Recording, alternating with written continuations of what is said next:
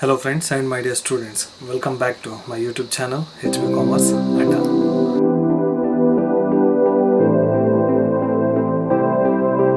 I hope all of you have understood my previous lecture on income from other sources.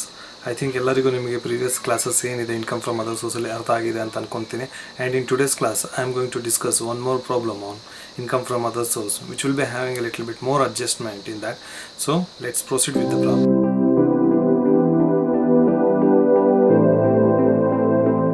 As you all can see the problem on your screen, how we solved the problem in the previous classes. So problem na ಓದ್ತಾ ನಾವು ಹೇಗೆ solve ಮಾಡಿದ್ವಿ. So in the same way we'll do it here also. Okay, so guys, it is actually a question paper problem BCom 2016 of Tumakuru University. Dr. Rajaram, I just modified the date over here for our calculation purpose. Okay, Dr. Rajaram is a professor of commerce. He submits before you the following. Compute his income under the head income from other source for the assessment year 99-20. Okay, so ಏನು other source income ಏನಿದೆ first ನೋಡ್ಕೊಳ್ಳೋಣ.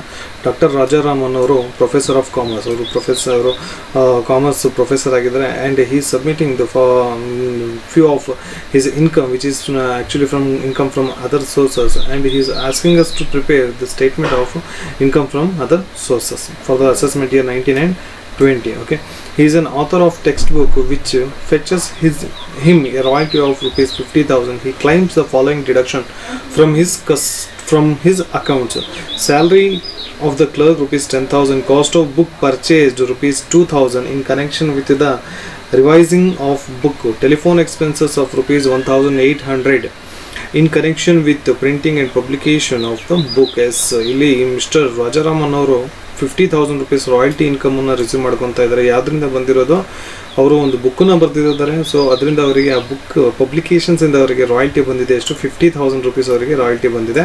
Okay, ಇದು income from other source. It is not an income from salary. Okay, ನಾ previous ಕ್ಲಾಸಲ್ಲಿ ಹೇಳಿದಂಗೆ, as I told in the previous classes, it is not an income of salary. Okay, it is N income of other source. Okay, ಈ 50,000 rupees earn ಮಾಡೋದಕ್ಕೆ ಅವರಿಗೆ ಇಷ್ಟು expenses ಆಗ್ತಿದೆ. Salary ಕೊಟ್ಟಿದ್ದಾರೆ ಕ್ಲರ್ಕಿಗೆ 10,000 rupees with regard to this textbook. Okay, next, cost of book purchased 2,000. yes, cost of books na purchase ಮಾಡ್ತಾರೆ. for what purpose? for revising the textbook. ಅವರು ಏನು ಬರ್ದಿದ್ದಾರೆ ಅದನ್ನು ರಿವೈಸ್ ಮಾಡೋದಕ್ಕೆ ಅವ್ರು ಏನು ಮಾಡಿದ್ದಾರೆ, 2,000 rupees ವರ್ತ್ ಬುಕ್ಸ್ನ ಪರ್ಚೇಸ್ ಮಾಡಿದ್ದಾರೆ.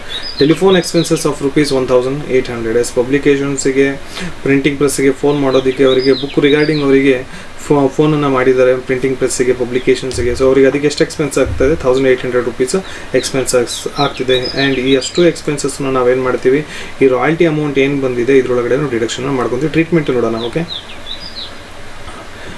Royalty from books return 50,000 rupees ಇದೆ. ಅಲೋವೇಬಲ್ ಎಕ್ಸ್ಪೆನ್ಸಸ್ ಯಾವ್ಯಾವ್ದಿದೆ ನೋಡ್ಕೊಳ್ಳಿ. ಇಲ್ಲಿ ಅಲೋವೇಬಲ್ ಎಕ್ಸ್ಪೆನ್ಸಸ್ ಇಲ್ಲಿ ಸ್ಯಾಲ್ರಿ ಟು ಕ್ಲರ್ಕ್ 10,000 rupees ಇದೆ. Telephone expenses 1,800 rupees. Books, cost of books purchases 2,000 rupees ಇದೆ. ಸೊ ಟೋಟಲ್ ಎಕ್ಸ್ಪೆನ್ಸಸ್ನ ಲೆಸ್ ಮಾಡಿಕೊಂಡ್ರೆ ಇನ್ಕಮ್ ಫ್ರಮ್ ರಾಯಲ್ಟಿ ಎಷ್ಟು? 36,200 rupees ನಮಗೆ income from royalty. Okay, next income ಏನಿದೆ ನೋಡ್ಕೊಳ್ಳಿ. Income from articles from published in journals rupees 5,000. Yes, ಅವ್ರು ಏನು ಮಾಡಿದ್ದಾರೆ, is a commerce professor and ಅವ್ರು ಏನು ಮಾಡಿದ್ದಾರೆ, ಸ್ವಲ್ಪ ಆರ್ಟಿಕಲ್ಸನ್ನು ಬರೆದಿದ್ದಾರೆ. Is also income from other sources. ಎಷ್ಟು ತೊಗೊಂಡಿದ್ದೇವೆ ಇಲ್ಲಿ? Yes, income from article published in journal rupees 5,000 rupees. Okay, next, he won rupees 10,000 from the puzzles. The entry fees paid for joining the crossword puzzles is 300. S, ಅವರಿಗೆ crossword puzzles ಇಂದ ಅವರಿಗೆ ಏನು ಬಂದಿದೆ, ಇಲ್ಲಿ 10,000 rupees income ಬಂದಿದೆ. ಹೌದಾ, ಇದನ್ನು ಕೂಡ ಏನಾಗುತ್ತೆ, income from other sources. Crossword puzzles ಇಲ್ಲಿ ನೋಡಿ, ಇಲ್ಲಿ income from crossword puzzles 10,000 rupees ಇದೆ. ಎಂಟ್ರಿ ಫೀ ಏನು ಅವರು ತೊಗೊಂಡಿದ್ದಾರೆ ಅದನ್ನು ನಾವು ಕೌಂಟಿಗೆ ತೊಗೊಳ್ಳಲ್ಲ. ಎಸ್, ಇಲ್ಲಿ ಒಂದು ನೀವು ತಿಳ್ಕೊಬೇಕು ಗಾಯ್ಸ್, ಇಲ್ಲಿ ಕ್ರಾಸ್ವರ್ಡ್ ಪಜಲ್ಸ್ ಏನು ಗೇಮ್ ಇದೆ, ಇದು ಕ್ಯಾಶುವಲ್ ಇನ್ಕಮ್. ಇದಕ್ಕೆ ನಾವು TDS ಡೈರೆಕ್ಟ್ ಮಾಡಬೇಕಿತ್ತು. ಬಟ್ ಆಸ್ ಪರ್ ಯೂನಿವರ್ಸಿಟಿ ಏನು ಸಿಲೆಬಸ್ಸಲ್ಲಿ ಏನು ಫ್ರೇಮ್ ಆಗಿದೆ ಅಂತಂದರೆ, ನಾವು ಯಾವುದೇ ರೀತಿಯಿಂದ TDS ಆಗಿರಲಿ ಮತ್ತೊಂದೇನು ಟ್ಯಾಕ್ಸ್ ಡಿಡಕ್ಟೆಡ್ ಎಟ್ ಸೋರ್ಸ್ ಏನು ಡಿಡಕ್ಟ್ ಮಾಡ್ಕೋಬೇಕಾಗಿದೆ ಅದು ನಾವು ಇಲ್ಲಿ ಗ್ರಾಸ್ ಆಫ್ ಮಾಡೋ ಅವಶ್ಯಕತೆ ಇಲ್ಲ. ಓಕೆ, ಸೊ ಇಲ್ಲಿ ನಾವು ಯಾವುದೇ ಅಮೌಂಟು ನಮಗೆ ಏನೇ ಕ್ಯಾಶುವಲ್ ಇನ್ಕಮ್ ಬಂದಿರ್ಬೋದು ಅಥವಾ ಇಂಟ್ರೆಸ್ಟ್ ಯಾವುದೇ ಒಂದು ರಿಸೀವ್ ಮಾಡ್ಕೊಂಡಿರ್ಬೋದು, ಅದಕ್ಕೆ ಏನು TDS ಡಿಡಕ್ಟ್ ಆಗಿ ನಾವು ಅದನ್ನು ಗ್ರಾಸ್ ಅಮೌಂಟ್ ಡಿಡಕ್ಟ್ ಆಗಿರುವಂತಹ ಇಂಟ್ರೆಸ್ಟಿಗೆ ನಾವೇನು ಗ್ರಾಸ್ ಅಪ್ ಮಾಡಬೇಕಾಗಿದೆ ಅದನ್ನು ನಾವು ಮಾಡೋ ಅವಶ್ಯಕತೆ ಇಲ್ಲ. ಸೊ ಈ 10,000 rupees ಅಮೌಂಟನ್ನು ನೀವೇನು ಅಂತ ಅಂದ್ಕೊಳ್ಳಿ, ಕ್ರಾಸ್ ಅಮೌಂಟ್ ಅಂತ ಹೇಳ್ಬಿಟ್ಟು ಅಂದ್ಕೊಳ್ಳಿ. ಸ್ಟ್ರೈಟ್ ಅವೇ ಇದನ್ನೇ ನೀವೇನು ಮಾಡಬೇಕು, ಇಲ್ಲಿ ಕಾಲಮಿಗೆ ಅಮೌಂಟ್ ಕಾಲಮಿಗೆ ನೀವು ಎಂಟ್ರಿನ ತಗೋಬಿಡಿ. ಓಕೆ, ನೆಕ್ಸ್ಟ್, ನೆಕ್ಸ್ಟ್ ಏನಿದೆ ನೋಡಿ, on 1/9/2014 he purchased a plot of land for the construction of house. On account of shortage of fund, he could not get his house constructed. Hence the plot of land was let out for rupees 3,000 per month from 1/11/2018. S ಇವ್ರು ಏನು ಮಾಡಿದ್ದಾರೆ ಇಲ್ಲಿ, ಸ್ವಲ್ಪ ಪ್ಲಾಟನ್ನು ಅವ್ರು ಏನು ಮಾಡಿದ್ದಾರೆ, ಪರ್ಚೇಸನ್ನು ಮಾಡಿದ್ದಾರೆ. ಆ plot due to shortage of fund, plot purchase ಮಾಡಿರೋದೇನಿಗೆ, ಒಂದು ಕನ್ಸ್ಟ್ರಕ್ಷನ್ ಮಾಡೋದಕ್ಕೆ, ಮನೆ ಕನ್ಸ್ಟ್ರಕ್ಷನ್ ಮಾಡೋದಕ್ಕೆ ಅವ್ರು ಪ್ಲಾಟನ್ನು ತೊಗೊಂಡಿದ್ದಾರೆ. ಓನ್ ರೆಸಿಡೆನ್ಷಿಯಲ್ ಹೌಸನ್ನು ಅವ್ರು ಕನ್ಸ್ಟ್ರಕ್ಷನ್ ಮಾಡೋದಕ್ಕೆ ಪ್ಲಾಟನ್ನು ಪರ್ಚೇಸ್ ಮಾಡಿದ್ದಾರೆ. But due to shortage of fund ಅವ್ರಿಗೆ ಏನು ಮಾಡೋಕ್ಕಾಗಿಲ್ಲ ಅಂತಂದರೆ ಮನೆನ ಕಟ್ಟೋದಕ್ಕಾಗಲಿಲ್ಲ. ಸೊ ಆ ಮನೆ ಸುಮ್ಮನೆ ಇರೋದ್ರ ಬದಲು ಅದನ್ನ ಏನು ಮಾಡಿದ್ದಾರೆ, ಅವರು ಬೇರೆಯವರಿಗೆ ರೆಂಟಿಗೆ ಕೊಟ್ಟಿದ್ದಾರೆ, ಮಂತ್ಲಿ ರೆಂಟಿಗೆ ಕೊಟ್ಟಿದ್ದಾರೆ. ಎಷ್ಟಿಗೆ ಕೊಟ್ಟಿದ್ದಾರೆ, 3,000 rupees ಪರ್ ಮಂತಿಗೆ ಅವ್ರು ಏನು ಮಾಡಿದ್ದಾರೆ, ರೆಂಟಿಗೆ ಕೊಟ್ಟಿದ್ದಾರೆ. ಹೌದಾ, ಇಲ್ಲಿ 3,000 rupees ಪರ್ ಮಂತ್ ರೆಂಟಿಗೆ ಕೊಟ್ಟಿದ್ದಾರೆ. ಯಾವಾಗಿಂದ ಕೊಟ್ಟಿದ್ದಾರೆ ರೆಂಟು, 1/11/2018 ಅವರು ಕೊಟ್ಟಿದ್ದಾರೆ. Okay, as you all can know, ನಮ್ಮ ಫೈನಾನ್ಷಿಯಲ್ ಇಯರ್ ಎಂಡ್ ಆಗೋದು 31st March 2019ಗೆ. ಸೊ ಇಲ್ಲಿಂದ ಎಷ್ಟು ಮಂತ್ಸ್ ಆಗಿದೆ, ಎಷ್ಟು ಮಂತ್ಸ್ ರೆಂಟನ್ನು ರಿಸೀವ್ ಮಾಡ್ಕೊಂಡಿದ್ದಾರೆ ಅದನ್ನು ನೋಡೋಣ. ಓಕೆ, ನೋಡಿಲಿ, ground rent received 3,000 rupees per month ಇದೆ, 5 months. ಹೌದಾ, 11, 12, 1, 2, 3. ಹೌದಾ, ಮಾರ್ಚ್ಗೆ ಎಂಡ್ ಆಗುತ್ತೆ. 5 monthsಗೆ 15,000 rupees ಅವ್ರು ಏನು ಮಾಡಿದ್ದಾರೆ, ರೆಂಟನ್ನು ರಿಸೀವ್ ಮಾಡ್ಕೊಂಡಿದ್ದಾರೆ. Okay, fine. ನೆಕ್ಸ್ಟ್ ನೋಡ್ಕೊಳ್ಳಿ, he has let machinery, he has let machinery furniture for monthly rent of rupees 5,000. He spent rupees 20,000 on the repair of the machinery and furniture. Depreciation in respect of these assets was rupees 10,000 rupees. ಅವ್ರು ಏನು ಮಾಡಿದ್ದಾರೆ, ಅವ್ರ machinery ಫರ್ನಿಚರನ್ನು ಬೇರೆಯವರಿಗೆ ರೆಂಟಿಗೆ ಕೊಟ್ಟಿದ್ದಾರೆ. On A monthly rent of rupees 5,000 and for that ಅವರಿಗೆ 20,000 rupees repair expenses ಆಗ್ತಿದೆ. ಅದರ ಮೇಲೆ ಮಷಿನರಿ ಆ್ಯಂಡ್ ಫರ್ನಿಚರ್ ಮೇಲೆ 20,000 rupees ಎಕ್ಸ್ಪೆನ್ಸಸ್ ಆಗ್ತಿದೆ. And depreciation on in respect of these assets is depreciation on that asset is rupees 10,000 rupees ಆಗ್ತಿದೆ. Okay, 5,000 rupees per month ರೆಂಟಿಗೆ ಕೊಟ್ಟಿದ್ದಾರೆ. 20,000 rupees ಈ furniture and machinery ಏನು ರೆಂಟಿಗೆ ಕೊಟ್ಟಿದ್ದಾರೆ, 20,000 rupees ಅವರಿಗೆ ರಿಪೇರ್ ಎಕ್ಸ್ಪೆನ್ಸಸ್ ಆಗ್ತಾ ಇದೆ. ಆ್ಯಂಡ್ 10,000 rupees ಅವರಿಗೆ ಏನಾಗ್ತಾ ಇದೆ, ಡಿಪ್ರಿಸಿಯೇಷನ್ ಆಗ್ತಿದೆ. ಓಕೆ, ಇದಕ್ಕೆ ಟ್ರೀಟ್ಮೆಂಟ್ ನೋಡಿ, rent from renting machinery and furniture 5,000 rupees per month, 12 monthsಗೆ 60,000 rupees. ಅಲೋವೇಬಲ್ ಎಕ್ಸ್ಪೆನ್ಸಸ್ ಯಾವುದಾದ್ರು ಇದೆ ನೋಡ್ಕೊಳ್ಳಿ. Repair to machinery and furniture 20,000 rupees. Depreciation on that machinery and furniture 10,000 rupees. ಅದನ್ನು ಡಿಡಕ್ಟ್ ಮಾಡಿಕೊಂಡ್ರೆ 30,000 rupees ಅವರಿಗೆ ಯಾವುದರಿಂದ ಬಂದಿರೋಂಥ income, letting of machinery and furniture. Okay, next ನೋಡ್ಕೊಳ್ಳಿ. As a examiner of universities, he has received 25,000 remuneration from the university and incurred 500 as postage charges in connection with examination work which is reimbursed by the university. Yes, ಇವರು ಏನು ಮಾಡಿದ್ದಾರೆ, as a examiner ಆಗಿ different ಯೂನಿವರ್ಸಿಟೀಸಿಗೆ work ಮಾಡಿದ್ದಾರೆ.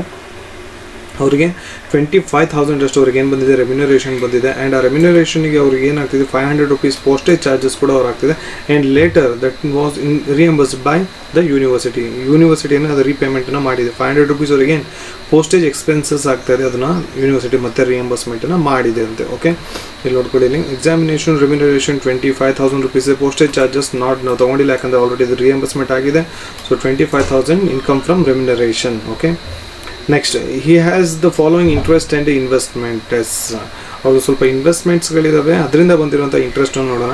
10% 20 ventures of AB Limited. ಇಲ್ಲಿ ನೋಡಿ, ಇಲ್ಲಿ ನಾವು actually ಏನು ಮಾಡಬೇಕಿತ್ತು, ಇಲ್ಲಿ ನಾವು TDS ಡಿಡಕ್ಟ್ ಮಾಡಬೇಕಾಗಿತ್ತು. ಹೌದಾ, ನಾವು TDS ಡಿಡಕ್ಟ್ ಮಾಡಲ್ಲ, ಯಾಕೆ ಅಂತಂದ್ರೆ ನಮ್ಮ ಯೂನಿವರ್ಸಿಟಿಗೆ ನಾವು TDS ಡಿಡಕ್ಟ್ ಮಾಡೋ ಅವಶ್ಯಕತೆ ಇಲ್ಲ. ಸ್ಟ್ರೈಟ್ ಆಗಿ ನೀವು 20,000 rupees ಮೇಲೆ 10,000 rupees ಇಂಟ್ರೆಸ್ಟನ್ನು ಕ್ಯಾಲ್ಕುಲೇಟ್ ಮಾಡಿಬಿಟ್ಟು ಅಮೌಂಟನ್ನು ತೊಗೋಬಹುದು. Interest on investment 10%, debentures 20,000 rupees ಮೇಲೆ 10%, 2,000 rupees ಡಿಬೆಂಚರ್ಸನ್ನು ನಾವಿಲ್ಲಿ ತೊಗೊಂಡಿದ್ವಿ. Next, rupees 3,800 received as interest on tax free securities. ಸೆಕ್ಯೂರಿಟೀಸಿಂದ ಅವರಿಗೆ 3,800 rupees ಅವರಿಗೆ ಇನ್ಕಮ್ ಬರ್ತಾ ಇದೆ, ಅದನ್ನು ಕೂಡ ನಾವಿಲ್ಲಿ ತೊಗೊಂಡಿದ್ದೀವಿ. ಓಕೆ, ನೆಕ್ಸ್ಟ್ ನೋಡ್ಕೊಳ್ಳಿ, rupees 10,000 11% compound interest savings certificate purchase on 31st March 2016 maturing 6 years. ಅವ್ರು ಏನು ಮಾಡಿದ್ದಾರೆ, 31st March 2016ಗೆ ಒಂದು ಸೇವಿಂಗ್ಸ್ ಸರ್ಟಿಫಿಕೇಟ್ನ ಪರ್ಚೇಸ್ ಮಾಡಿದ್ದಾರೆ. ಆ್ಯಂಡ್ ಇಂಟ್ರೆಸ್ಟ್ ಯಾವ ರೀತಿ ಅವರಿಗೆ ಆ್ಯಡ್ ಆಗ್ತಾ ಇದೆ, compound interest. Yes guys, compound interest ಬಗ್ಗೆ ಜಾಸ್ತಿ ಏನು ಹೇಳೋದು ಬೇಕಾಗಿಲ್ಲ, ಮೋಸ್ಟ್ಲಿ ನಿಮಗೆಲ್ಲರಿಗೂ ಗೊತ್ತಿರುತ್ತೆ. ಓಕೆ, ಕಂಪೌಂಡ್ ಇಂಟ್ರೆಸ್ಟ್ ಅಂತಂದರೆ ಏನು ಇಂಟ್ರೆಸ್ಟ್ ಬಂದಿರುತ್ತೆ ಅದು ಮತ್ತೆ ರೀಇನ್ವೆಸ್ಟ್ಮೆಂಟ್ ಆಗುತ್ತೆ ನಮ್ಮ ಪ್ರಿನ್ಸಿಪಲ್ ಅಮೌಂಟ್ ಮೇಲೆ. ಓಕೆ, ಎಸ್, ಅದನ್ನು ನೋಡಿ ಹೇಗೆ ಕ್ಯಾಲ್ಕುಲೇಟ್ ಮಾಡಿ. ಕಾಂಪೌಂಡ್ ಇಂಟ್ರೆಸ್ಟ್ 31st March 2016ಗೆ ಪರ್ಚೇಸ್ ಮಾಡಿರೋದ್ರಿಂದ ನಾವು ಎಲ್ಲಿಂದ ಅಕೌಂಟಿಗೆ ತೊಗೊತೀವಿ, 1/4/2016 to 31st March 2017 ಆ financial year ending 10,000 rupees investment ಮಾಡಿದ್ದೀವಿ, 11% ಇಂಟ್ರೆಸ್ಟ್, ಅದಕ್ಕೆ ಎಷ್ಟಾಗುತ್ತೆ 1100 ರೂಪೀಸ್ ಇಂಟ್ರೆಸ್ಟ್ ಬರುತ್ತೆ. ಅದನ್ನು ನಾವೇನು ಮಾಡಿದ್ದೀವಿ ಇಲ್ಲಿ ರೀಇನ್ವೆಸ್ಟ್ಮೆಂಟ್ ಆಗಿದೆ. 10,000 ಪ್ಲಸ್ 1100 11,100 ರೂಪೀಸ್ ನಮಗೆ ಇಲ್ಲೇನಾಗಿದೆ ರೀಇನ್ವೆಸ್ಟ್ಮೆಂಟ್ ಆಗಿದೆ. Okay, 1/4/2017 to 31st March 2018 rupees 11,100 ಹೇಗೆ ಬಂತು? 10,000 ರೂಪೀಸ್ ಮೇಲೆ 11% ಇಂಟ್ರೆಸ್ಟ್ 1,100. ಅದನ್ನು ನಾವೇನು ಮಾಡಿದ್ವಿ ಕಾಂಪೌಂಡ್ ಇಂಟ್ರೆಸ್ಟ್ ಆಗಿರೋದು ಅದು ಮತ್ತೆ ಇಲ್ಲಿ ರೀಇನ್ವೆಸ್ಟ್ಮೆಂಟನ್ನು ಮಾಡಿದ್ವಿ ನಮ್ಮ ಪ್ರಿನ್ಸಿಪಲ್ ಇನ್ವೆಸ್ಟ್ಮೆಂಟ್ ಮೇಲೆ. ಓಕೆ, 11,100 ಅದ್ರ ಮೇಲೆ 11% 1,221. ಓಕೆ, ಅದು ಮತ್ತೆ ಏನಾಗಿದೆ ನೆಕ್ಸ್ಟ್ ಇಯರ್ ಬಿಗಿನ್ ಆಗೋದು ಯಾವಾಗ 1/4/2018 to 31st March 2019 rupees 11,100 plus 1,221 ಹೌದಾ 12,321 ರೂಪೀಸ್. ಓಕೆ, ನಮ್ಮ ಇಂಟ್ರೆಸ್ಟ್ ಅಮೌಂಟ್ ಏನಾಗ್ತಾ ಹೋಗುತ್ತೆ ಅದು ನಮ್ಮ ಪ್ರಿನ್ಸಿಪಲ್ ಅಮೌಂಟ್ ಮೇಲೆ ಮತ್ತೆ ರೀಇನ್ವೆಸ್ಟ್ಮೆಂಟ್ ಆಗ್ತಾ ಹೋಗುತ್ತೆ. That is what we call compound interest. Okay, 11% 1,355 interest ನಾವೇನು ಮಾಡಿದ್ದೀವಿ ಇಲ್ಲಿ ರಿಸೀವನ್ನು ಮಾಡ್ಕೊಂಡಿದ್ದೀವಿ. Okay, next 20% 9% preference shares of paper mills limited. Preference ಶೇರ್ಸಿಂದ ಬಂದಿರುವಂತಹ ಇಂಟ್ರೆಸ್ಟ್ ಡಿವಿಡೆಂಟ್ ಏನಿದೆ ಅದು ಎಕ್ಸೆಂಪ್ಟೆಡ್. ಹೌದಾ, ನಾವಿಲ್ಲಿ ತೊಗೊಂಡಿದ್ದೀವಿ ಇಲ್ಲ, that is exempted. Okay, next 10% 10,000 8% national relief fund. National relief fund ಯಾವುದೇ ನ್ಯಾಷನಲ್ ರಿಲೀಫ್ ಫಂಡಲ್ಲಿ ಇನ್ವೆಸ್ಟ್ಮೆಂಟ್ ಮಾಡಿದರೆ ಅದರಿಂದ ಬರುವಂಥ ಈ ಇನ್ಕಮ್ ಏನಾಗಿರುತ್ತೆ guys, that is exempted. Okay, ಅದು ನಾವು ಕೌಂಟಿಗೆ ತೊಗೊಳ್ಳೋಲ್ಲ, ಅದು ಕ್ಯಾಲ್ಕುಲೇಷನ್ಗೆ ತೊಗೊಳ್ಳೋದು. ಯಾವುದೇ ರಿಲೀಫ್ ಫಂಡ್ ನ್ಯಾಷನಲ್ ರಿಲೀಫ್ ಫಂಡಲ್ಲಿ ನೀವು ಇನ್ವೆಸ್ಟ್ಮೆಂಟ್ ಮಾಡಿದ್ದೀರಾ ಅಂತಂದರೆ ಅದೇನಾಗುತ್ತೆ ಅದು ಎಕ್ಸೆಂಪ್ಟೆಡ್, ಅದರಿಂದ ಬರುವಂಥ ಇಂಟ್ರೆಸ್ಟು ಎಕ್ಸೆಂಪ್ಟೆಡ್. ಓಕೆ, ಅದನ್ನು ತೊಗೊಂಡಿದ್ದೀವಿ ನೋಡಿ 8% ನ್ಯಾಷನಲ್ ರಿಲೀಫ್ ಫಂಡ್ ಎಕ್ಸೆಂಪ್ಷನ್ ತೊಗೊಂಡಿದ್ದೀವಿ. ಒಟ್ಟು ಟೋಟಲ್ಲು ನಮಗೆ ಇಂಟ್ರೆಸ್ಟ್ ಬಂದಿರೋ ಸೆಕ್ಯೂರಿಟೀಸಿಂದ ಇಂಟ್ರೆಸ್ಟ್ ಬಂದಿರೋಂಥ ಇನ್ಕಮ್ ಎಷ್ಟು 7,155 ರೂಪೀಸ್. ಓಕೆ, ನೆಕ್ಸ್ಟ್ ಇನ್ಕಮ್ ಏನಿದೆ ನೋಡಿ, he has received a gift from his friend rupees 1 lakh. S, ಫ್ರೆಂಡಿಂದ ನಾನ್ ರಿಲೇಟಿವಿಂದ ಎಷ್ಟಿದೆ ಗಿಫ್ಟ್ ರಿಸೀವ್ ಮಾಡ್ಕೋಬೋದು, ಅಪ್ ಟು 50,000 ರೂಪೀಸ್ವರೆಗೆ ನಾವು ಗಿಫ್ಟನ್ನು ರಿಸೀವ್ ಮಾಡ್ಕೋಬಹುದು. ಅದಕ್ಕೆ ಅದು ಜಾಸ್ತಿ ಇತ್ತು ಅಂತಂದರೆ ಏನಾಗುತ್ತೆ ಅದು ಟ್ಯಾಕ್ಸೇಬಲ್. ಓಕೆ, ಎಸ್ ನೋಡ್ಕೊಳ್ಳಿ, gift from his friend if exceeds 50,000 fully taxable. 1 lakh rupees ನಾವು ನೋಡಿದ್ದೀವಿ ಫುಲ್ಲಿ ಟ್ಯಾಕ್ಸ್. ಈ ಒಂದು ಅಡ್ಜಸ್ಟ್ಮೆಂಟ್ ನಾವು ಪ್ರೀವಿಯಸ್ ಕ್ಲಾಸಸ್ಸಲ್ಲಿ ನೋಡಿರಲಿಲ್ಲ. ವಿತಿನ್ 50,000 ರೂಪೀಸ್ ಏನಾದರೂ ಇದೆ ಫ್ರೆಂಡ್ ನಾನ್ ರಿಲೇಟಿವಿಂದ ಅಂತಂದರೆ ಅದು ನಮಗೆ ಎಕ್ಸೆಂಪ್ಟೆಡ್. ಅದೇ ರಿಲೇಟಿವಿಂದ ಎಷ್ಟೇ ಆದ್ರೂ ಕೂಡ ಎಕ್ಸೆಂಪ್ಟೆಡ್. ನಾನ್ ರಿಲೇಟಿವಿಂದ ಅಪ್ ಟು 50,000 ರೂಪೀಸ್ವರೆಗೂ ಎಕ್ಸೆಂಪ್ಟೆಡ್ ಇದೆ. ಮೋರ್ ದೆನ್ 50,000 ರೂಪೀಸ್ ಏನಾಗುತ್ತೆ ಟ್ಯಾಕ್ಸೇಬಲ್ ಆಗುತ್ತೆ. ಓಕೆ, ಸೊ ಇಲ್ಲಿ ಮೋರ್ ದೆನ್ 50,000 ರೂಪೀಸ್ರಿಂದ ಹೋಲ್ ಅಮೌಂಟ್ ಏನು ಮಾಡಿದ್ವಿ ನಾವು ಟ್ಯಾಕ್ಸ್ನ ಚಾರ್ಜ್ ಮಾಡಿದ್ವಿ. ಓಕೆ, ಎಸ್ ನೆಕ್ಸ್ಟ್ ನೋಡಿಲಿ, on 1/9/2018 he bought rupees 50,000 12% Maharashtra bond for rupees 60,000, the interest of which is payable on 30th June 31st December. For this purpose he took a loan from his banker rupees 40,000 at interest of 15% per annum. ಇಲ್ಲಿ ಏನು ಮಾಡ್ತಾ ಇದ್ದಾರೆ ಇವರು Maharashtra government ಬಾಂಡನ್ನ ಒಂದನ್ನು purchase ಮಾಡ್ತಾ ಇದ್ದಾರೆ. ಎಷ್ಟಿಗೆ purchase ಮಾಡ್ತಾ ಇದ್ದಾರೆ 60,000 ರೂಪೀಸಿಗೆ ಪರ್ಚೇಸ್ ಮಾಡ್ತಾ ಇದ್ದಾರೆ. ಆ್ಯಂಡ್ ಅದ್ರ ಫೇಸ್ ವ್ಯಾಲ್ಯೂ ಎಷ್ಟಿದೆ 50,000 ರೂಪೀಸ್ ಇದೆ. ಈ ಬಾಟ್ 50,000 12%. ಓಕೆ, 12% ಅವರಿಗೆ ಬರ್ತಿರೋದೇನೋ ಇಂಟ್ರೆಸ್ಟ್ ಬರ್ತಿರುವಂಥದ್ದು. ಓಕೆ, 50,000 ರೂಪೀಸ್ ಅವರನ್ನು ಅದ್ರ ಫೇಸ್ ವ್ಯಾಲ್ಯೂ ಎಷ್ಟಿಗೆ ಪರ್ಚೇಸ್ ಮಾಡಿದ್ದಾರೆ 60 ರೂಪೀಸಿಗೆ ಪರ್ಚೇಸ್ ಮಾಡಿದ್ದೀವಿ. 60,000 ರೂಪೀಸ್ ಏನಿದು ಇದು ಮಾರ್ಕೆಟ್ ಪ್ರೈಸ್. ಓಕೆ, ಆ್ಯಂಡ್ ಈ 50,000 ರೂಪೀಸ್ ಏನಿದೆ ಇದು ಫೇಸ್ ವ್ಯಾಲ್ಯೂ. ಓಕೆ, ಸೊ ಇಲ್ಲಿ ನಾವು ಇಂಟ್ರೆಸ್ಟನ್ನ ಕೊಡಬೇಕಾದ್ರೆ ಇಂಟ್ರೆಸ್ಟನ್ನ ಕ್ಯಾಲ್ಕುಲೇಟ್ ಮಾಡಬೇಕಾದ್ರೆ we charge the interest or we calculate the interest on face value not on market value. Okay, ನಾವು ಮಾರ್ಕೆಟ್ ವ್ಯಾಲ್ಯೂ ಮೇಲೆ ಯಾವತ್ತೂ ನಾವು ಅದು ಇಂಟ್ರೆಸ್ಟನ್ನು ಚಾರ್ಜ್ ಮಾಡಲ್ಲ. ನಾವು ಯಾವ್ದ್ರ ಮೇಲೆ ಚಾರ್ಜ್ ಮಾಡ್ತೀವಿ ಫೇಸ್ ವ್ಯಾಲ್ಯೂ ಮೇಲೆ ನಾವು ಇಂಟ್ರೆಸ್ಟನ್ನು ಚಾರ್ಜ್ ಮಾಡ್ತೀವಿ. ಓಕೆ, ಸೊ ನಾವು ಡಿವಿಡೆಂಟ್ ಡಿಕ್ಲೇರ್ ಮಾಡಬೇಕಾದ್ರೂ ಹೋಗಿ ನಾವು ಅಷ್ಟೇ ಕಂಪನಿಯಲ್ಲಿ ಯಾವುದ್ರ ಫೇಸ್ ವ್ಯಾಲ್ಯೂ ಏನಾಗುತ್ತೆ ಅದ್ರ ಮೇಲೆ ಡಿವಿಡೆಂಟನ್ನು ಡಿಕ್ಲೇರ್ ಮಾಡ್ತೀವಿ ಹೊರತು ಅದ್ರ ಮಾರ್ಕೆಟ್ ಪ್ರೈಸ್ ಮೇಲೆ ನಾವು ಡಿವಿಡೆಂಟ್ಸನ್ನು ಡಿಕ್ಲೇರ್ ಮಾಡೋದಿಲ್ಲ. Okay, yes face value 50,000 rupees ಇದೆ ನೋಡಿ. ಆ್ಯಂಡ್ ಈ ಇಂಟ್ರೆಸ್ಟ್ ಯಾವಾಗ ಪೇ ಆಗ್ತಿದೆ ಅಂತಂದರೆ ಇಯರ್ಲಿ 2 times ಅವರಿಗೆ ಇಂಟ್ರೆಸ್ಟ್ ಪೇಮೆಂಟ್ ಆಗ್ತಾ ಇದೆ. ಒಂದು 30th June and 31st December. ಇಯರಲ್ಲಿ 6 months ಒಂದ್ಸಲಿ ಅವ್ರು ಏನಾಗ್ತಾ ಇದೆ ಇಂಟ್ರೆಸ್ಟು ಅವರಿಗೆ ಇಲ್ಲಿ ರಿಸೀವ್ ಮಾಡ್ಕೊತಾ ಇದ್ದಾರೆ. ಓಕೆ, ಇಲ್ಲಿ ಪರ್ಚೇಸ್ ಮಾಡ್ತಿರೋದು ಯಾವಾಗ 1/9/2018 ಅವ್ರು ಪರ್ಚೇಸ್ ಮಾಡ್ತಿರೋದ್ರಿಂದ ಈ ಜೂನಿಗೆ ಏನು ರಿಸೀವ್ ಮಾಡ್ಕೋಬೇಕಾಗಿದೆ ಇಂಟ್ರೆಸ್ಟ್ ಅದು ಅವರಿಗೆ ಸಿಗೋದಿಲ್ಲ. ಅರ್ಥ ಆಗ್ತದೆ, ಇವ್ರಿಗೆ ಯಾವಾಗ ಸಿಗುತ್ತೆ 31st December ಅವ್ರು ಏನು ಮಾಡ್ಕೊತಾರೆ ಅವರು ಇಂಟ್ರೆಸ್ಟನ್ನು ರಿಸೀವ್ ಮಾಡ್ಕೊತಾರೆ. Okay, gift from his Maharashtra government bond 50,000 pay face value ಮೇಲೆ 12% ಇಂಟ್ರೆಸ್ಟು. ಅದರೊಳಗೆ ನಾವೇನು ಮಾಡಿದ್ವಿ ಹಾಫ್ ಮಾತ್ರ ಕೊಟ್ಟಿದ್ದೀವಿ. ಓಕೆ, ಇಲ್ಲಿ 12% ಆ್ಯನ್ಯುವಲಿ ಅವ್ರಿಗೆ ಚಾರ್ಜ್ ಮಾಡುವಂತಹ ಇಂಟ್ರೆಸ್ಟ್. ಓಕೆ, ಆ್ಯನ್ಯುವಲಿ ನಾವು ಏನು ಮಾಡ್ತೀವಿ 2 times ನಾವು ಇಂಟ್ರೆಸ್ಟನ್ನು ಪೇಮೆಂಟನ್ನು ಮಾಡ್ತೀವಿ. 12% ಏನು ಇಂಟ್ರೆಸ್ಟ್ ಅದನ್ನು 2 times ನಾವು ಪೇಮೆಂಟ್ ಮಾಡ್ತೀವಿ. ಒಂದು 30th June ಆ್ಯಂಡ್ ಇನ್ನೊಂದು 31st December. 30th June ನಾವು ಕೊಡೋದಕ್ಕಾಗಲ್ಲ, ಯಾಕಂತಂದರೆ ಅವರು ಪರ್ಚೇಸ್ ಮಾಡಿರೋದು 1/9/2018 ಪರ್ಚೇಸ್ ಮಾಡಿದ್ದು. ಸೊ ಜೂನಿಗೆ ಇಂಟ್ರೆಸ್ಟ್ ಅವರಿಗೆ ಬರೋದಿಲ್ಲ. ಸೊ ಅದಕ್ಕೆ ನಾವೇನು ಮಾಡಿದ್ವಿ ಡಿಸೆಂಬರ್ಗೆ ಇಂಟ್ರೆಸ್ಟನ್ನು ಕೊಡ್ತೀವಿ. ಯಾವಾಗಿಂದು ಹಾಫ್ ಇಯರಿನ ಮಾತ್ರ ಇಂಟ್ರೆಸ್ಟನ್ನು ನಾವಿಲ್ಲಿ ಕೊಡ್ತೀವಿ. ಓಕೆ, ಎಷ್ಟು 12% 6,000 rupees ಆಗುತ್ತೆ. ಇಲ್ಲಿ ಅದ್ರ ಹಾಫು 3,000 rupees ಇಂಟ್ರೆಸ್ಟ್ ಅವ್ರು ರಿಸೀವ್ ಮಾಡ್ಕೊಂಡಿದ್ದಾರೆ. ಓಕೆ, ಟೋಟಲ್ ಎಷ್ಟಾಯ್ತು ಇಲ್ಲಿ 2,31,355 rupees ಆಯಿತು. ಈ ಬಾಂಡನ್ನ ಪರ್ಚೇಸ್ ಮಾಡೋದಕ್ಕೆ ಅವ್ರೇನು ಮಾಡಿದ್ದಾರೆ, ಅವ್ರ ಬ್ಯಾಂಕರ್ ಹತ್ರ ಅವ್ರೇನು ಮಾಡಿದ್ದಾರೆ, 40,000 rupees ಲೋನನ್ನು ತೊಗೊಂಡಿದ್ದಾರೆ. ಎಷ್ಟು ಪರ್ಸೆಂಟಿಗೆ? 15%. ಯಾರ ಹತ್ರ ತೊಗೊಂಡಿರೋದು? ಇದು ಬ್ಯಾಂಕರ್ ಹತ್ರ. ಏನನ್ನ ಪರ್ಚೇಸ್ ಮಾಡೋದಕ್ಕೆ? ಈ ಬಾಂಡ್ಸ್ನ ಪರ್ಚೇಸ್ ಮಾಡೋದಕ್ಕೋಸ್ಕರ. ಓಕೆ, ಸೊ ಅದಕ್ಕೆ ಏನು ಇಂಟ್ರೆಸ್ಟ್ನ ಪೇಮೆಂಟ್ ಮಾಡ್ತೀವಿ ಅದನ್ನು ನಾವೇನು ಮಾಡ್ತೀವಿ, ಆ ಲೋನಿಗೆ ಏನು ಇಂಟ್ರೆಸ್ಟ್ನ ಪೇಮೆಂಟ್ ಮಾಡ್ತೀವಿ ಅದಕ್ಕೆ ನಾವು ಡಿಡಕ್ಷನನ್ನು ತೊಗೊತೀವಿ. ಓಕೆ, ಡಿಡಕ್ಷನನ್ನು ತೊಗೊತೀವಿ. Interest on loan 15%. ಎಷ್ಟು ಲೋನ್ ತೊಗೊಂಡಿದ್ದೀವಿ? 40% ನಾವು ಲೋನ್ ತೊಗೊಂಡಿದ್ದೀವಿ.